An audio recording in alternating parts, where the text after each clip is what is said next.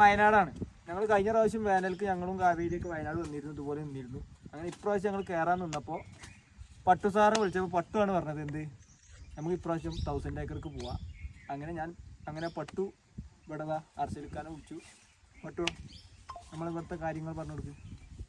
നമ്മളിവിടെ വയനാട്ടിലെ 1000 ഏക്കറിൽ കാവേരിക്ക് വയനാട്ടിലേക്കൊന്ന് മാറി താമസിക്കണം, ഒരു 3-4 ദിവസം ഒരു വെക്കേഷൻ എന്നുള്ള രീതിയിൽ വരണം എന്ന് പറഞ്ഞപ്പോൾ ഷിമിൽ വിളിച്ചപ്പോൾ തന്നെ ഞാൻ അർഷൽക്കിയും ആയിട്ട് ബന്ധപ്പെട്ടപ്പോൾ കാവേരിക്ക് ഇതിനും നല്ലൊരു മനോഹരമായ സ്ഥലം ഇനി വയനാട്ടിൽ ചിലപ്പോൾ കിട്ടുമെന്നറിയില്ല. കാവേരി അത്രയും റീഫ്രഷ് ആയിട്ടാണ് കാവേരി ഇവിടെ നിൽക്കുന്നത്. ബാക്കി കാര്യങ്ങളൊക്കെ ഞങ്ങളെ ഹെഡ് അർഷൽക്ക് പറയുന്നതാണ്. ഇതിലും നല്ല സ്ഥലം ഇനി ഏതാ പട്ടുവോ കാവേരിക്ക് കൊടുക്കുക? അതെ, തീർച്ചയായിട്ടും 1000 ഏക്കർ ബോച്ച ഇത്രയും നല്ലൊരു സ്ഥലം വാങ്ങിയില്ല.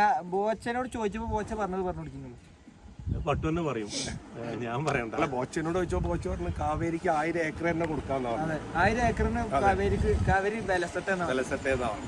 അപ്പോ കാവേരിയും ഷിമിലൊക്കെ വളരെ ഹാപ്പിയാണ്. കാവേരിന്റെ മുഖം കണ്ടാൽ തന്നെ അറിയാം പ്രസാദം കുടുംബി നിൽക്കണം. ഒന്നെന്താ വെച്ചാൽ ഇവിടെ ഇതാണ്, ഒന്ന് ശല്യമില്ല, ആർക്ക് എവിടെയും കയറി ഇറങ്ങാം. 1000 ഏക്കറാണ്, നല്ല ഓക്സിജൻ, നല്ല ഫ്രഷ് ഓക്സിജൻ.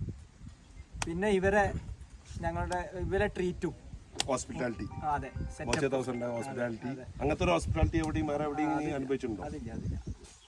അത് ആനയായിട്ട് വരുമ്പോൾ അത് നോക്കണം. ആനന്റെ കാര്യങ്ങളും ഞങ്ങളെ കാര്യങ്ങളും ഒരു മുട്ടും വരുത്താതെ പോലെ അതെ നോക്കുന്നുണ്ട്.